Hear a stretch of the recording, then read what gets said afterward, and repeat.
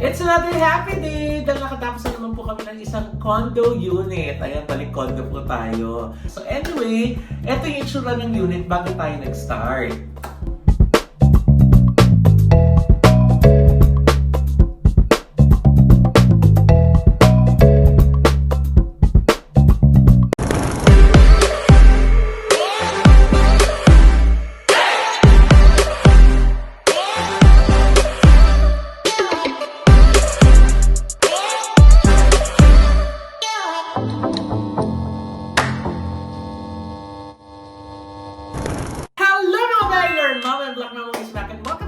Channel. Kamusta po kayo?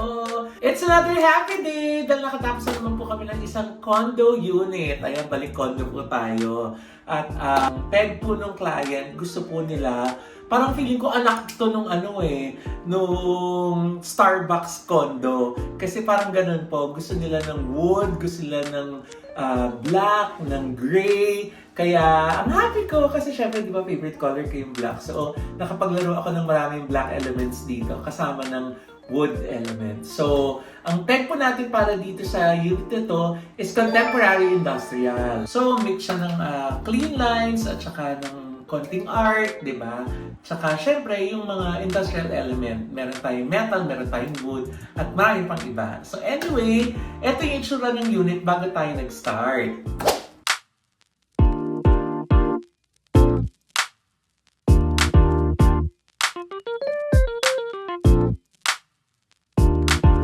Anyway, enough of the talking. Ikot na po tayo dito sa ating condo unit. So, pagpasok po ng door, ayan, to my left is yung kitchen agad nila. So, ang kanilang posh na gray and white kitchen, okay? Siyempre, gawa na naman ito ni Concerto Mozzarare. At napaka-bongga kasi high gloss na silver gray yung color nitong mga cabinetries natin. Tapos, gumamit sila ng quartz for the countertop at saka dun sa ating backsplash. So, meron tayo dito mga drawers, yan. Tapos, may mga cabinets tayo dito. Yay! Ang ganda, oh. Talagang parang parang automotive paint yung kanilang finish. Ang bongga talaga. So, naglagay tayo dito ng modern na faucet, di ba? Dito sa kanilang sink. So, yan yun. Ikot-ikot yan. Yan. So, nagiging shower. Tapos, pag inikot mo, ayan. So, nagiging, dami yung drama, oh. Tapos, ito, oh. Waterfalls. Oh, ay, ang bongga, di ba?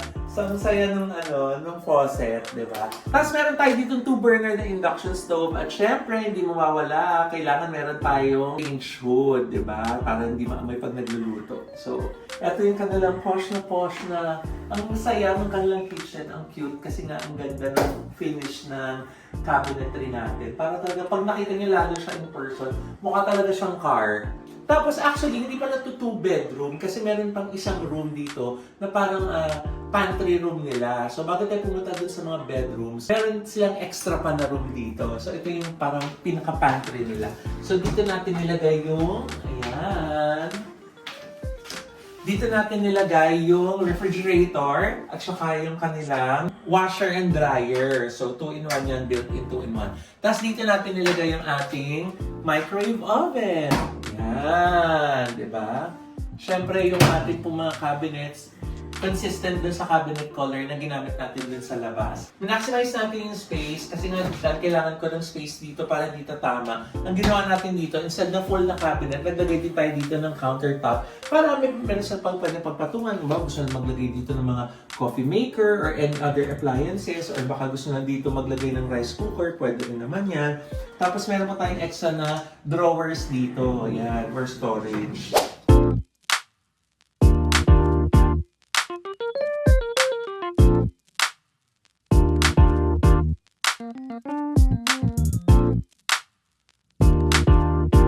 So, pagkatapos ng kanilang pantry, dito naman, next to their kitchen is their dining area. Yan. So, ito na po yung ating dining area. Ayan! So, ito yung kanilang dining area. So, meron tayo ditong table na 6-seater. Actually, this is a 6-seater na na table. Pero kasi, yung lying capacity nila dito, 4 lang. So, we prepared lang an area for 4 people. Pero syempre, kung gusto nilang mag-invite ng guests, mag-party, pwede sila maglagay ng extra seats dyan. Etong TV natin dito sa likod, request ni client, kasi gusto na nila habang kumakain sila, meron silang television dito.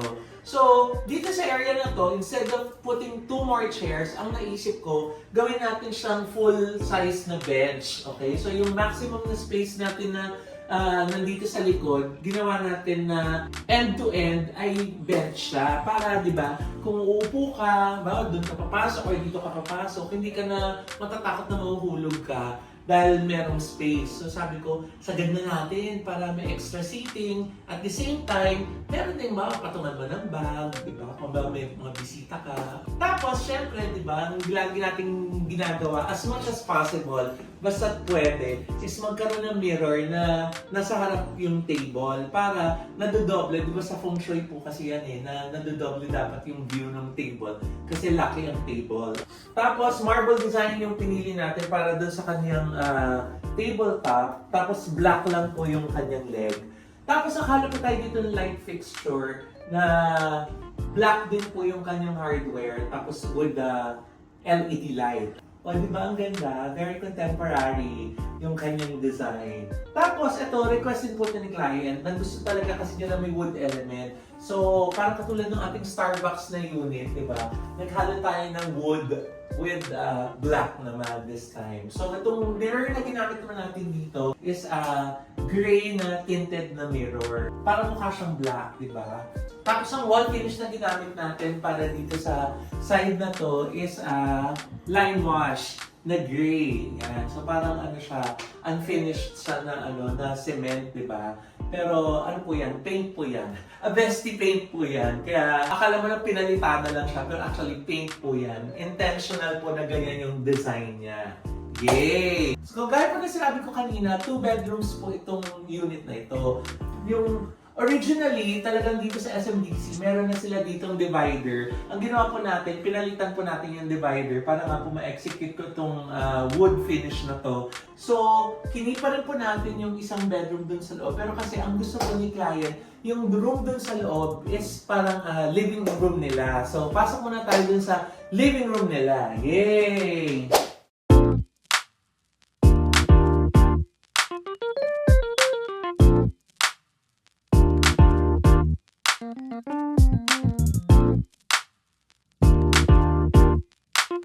Yan, pasok na po tayo.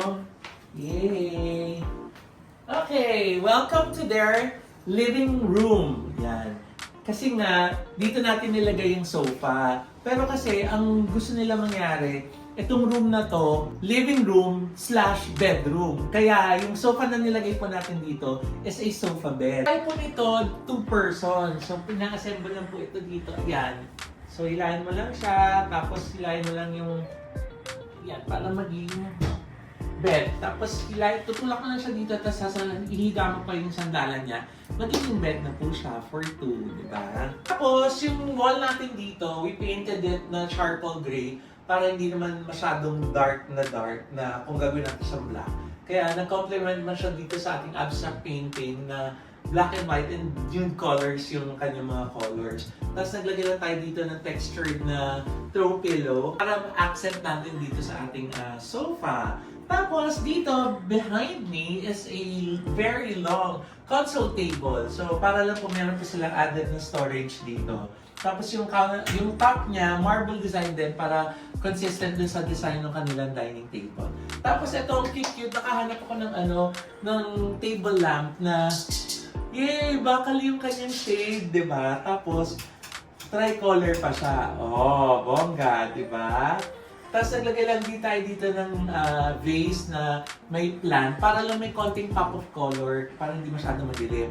Tapos, for this unit, dito sa kanilang isang column, binalot natin siya ng mirror para mag-soften tsaka makalaki din ng konti pa dun sa space natin kasi nga medyo maliit yung space. So para magkaroon ng illusion na medyo lumaki siya or malaki siya.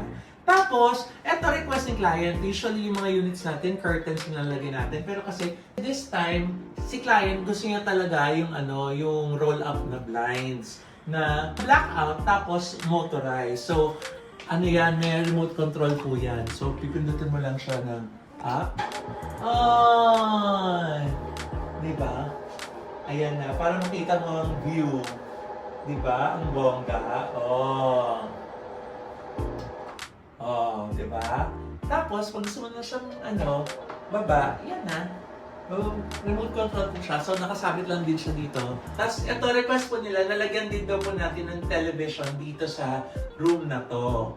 So, as you can see, hindi sagad yung natin, yung wall natin. Kasi nga, yung aircon, para lumalabas din yung lamig hanggang sa labas. Pero syempre, pwede naman na naka-open lang yung door para redirection lang yung lamig. Pero kahit naman nakasara po siya, lumalabas naman yung lamig ng aircon.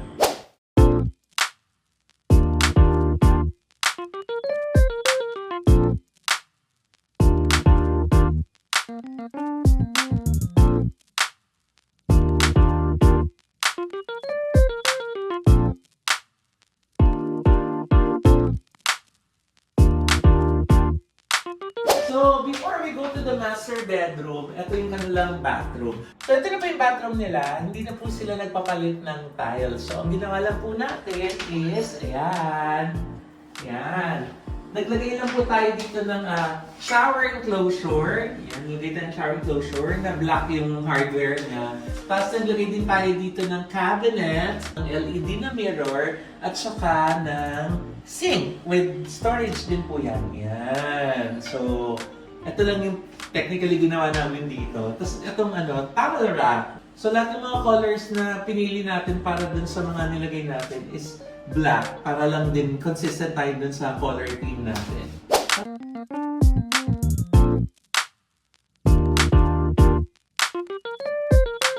So, ito na po yung kanilang master bedroom. Welcome to the master bedroom. Diba?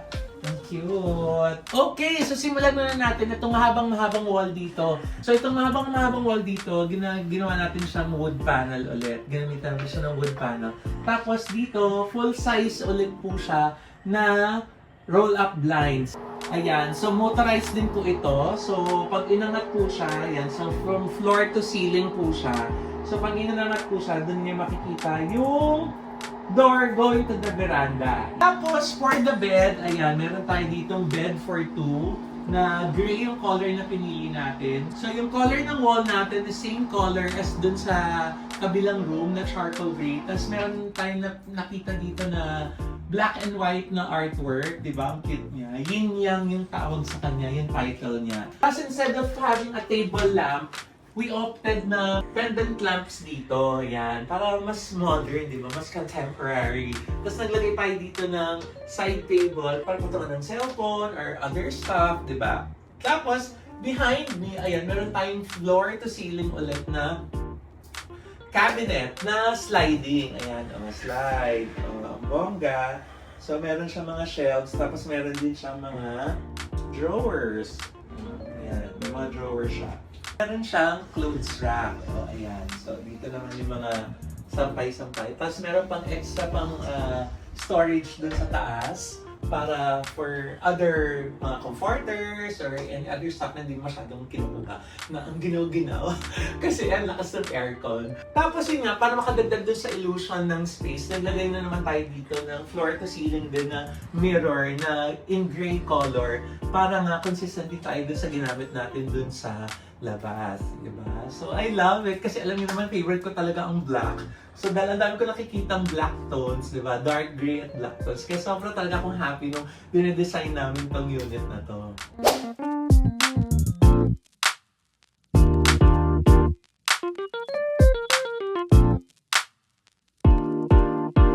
Ayan! so nakatapos na naman tayo ng isang unit and we are very happy na na-happy po si client dahil na-achieve naman natin yung design peg na napag-usapan namin for their unit. And ako rin po, sobrang happy din ako nung ginagawa ko to kasi nga, I got to work with black. Ang dami ko mga black na nagamit dito para sa unit na to. My favorite color, di ba? So kung kayo po ay gusto rin po maging katuwang ng La Vida Creative sa pag-realize ng inyong mga dream homes, dream spaces, dream office, di ba? And nandito po ang La Vida Creatives ni Mama Loy at ng akin po mga angels.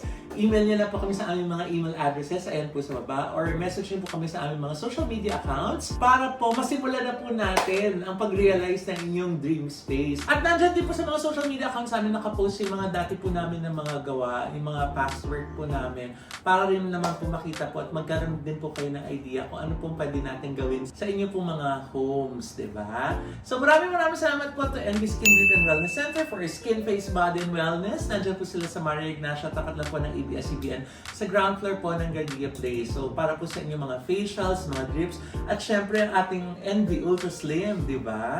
Tuloy ang pagliit ni Mama Loy, di ba? Dahil sa NB Ultra Slim at saka po yung NB Endo Laser Lift naman po. Para naman po sa skin tightening yan, para po mabanat ang ating face na hindi kailangan ng facelift. O, di ba? Ang bongga. So visit niyo lang po ang social media accounts ng NB or contact them now para po magpabook na inyong appointment. And of course, we'd like to thank Dr. JC Solis ng Gorgeous Smile Dental Clinic para sa ating gorgeous na ngiti.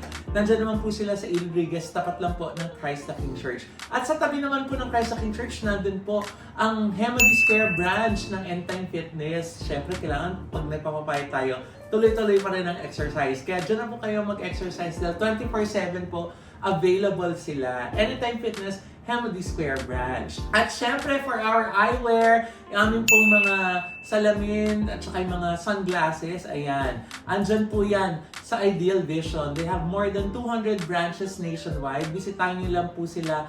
At naku, ang dami nyo pong mapipili doon. Lahat ng brands halos ay kinikerry ng Ideal Vision. Nail cocktails for our nail care. Nandiyan naman po sila sa Bellagio Square building sa Tomas Morato. At kung gusto niyo po ng murang mabilihan pag nag-grocery kayo, dyan na po kayo sa Ultra Mega.